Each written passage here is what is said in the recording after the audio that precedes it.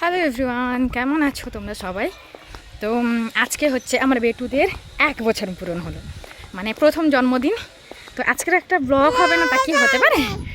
তো ওই জন্য ভাবলাম একটা ছোট্ট ব্লগ তৈরি করি। রাস্তায় যেতে যেতে এখন কথা বলছি, সম্ভবত মন্দিরে পুজোও শেষ হয়ে গেল। যাই হোক, যাই মন্দিরে পৌঁছাই, তারপর আবার কথা হচ্ছে। তো আমাদের পাটশ্রী থেকে তো ঠাকুরমশাই চলে গেছেন, ওই জন্য আমরা আবার যাচ্ছি আমাদের এখানে ব্রাহ্মণবাড়ি মহাদেব মন্দিরে। আর এই যে এদের বড় দিদি আগে প্রথম গিয়ে পুজো দিয়ে চলে এসছে আমাদের রাধা মাধবে সকাল 9টার সময়।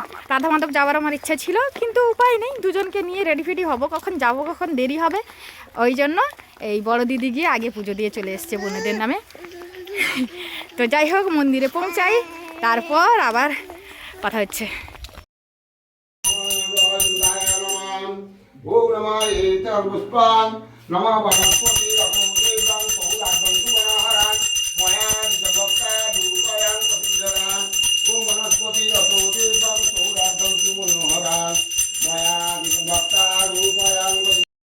আর এখন হচ্ছে রাত্রিবেলা, সারাদিন আর কোনো ভিডিও ক্লিপস নিইনি।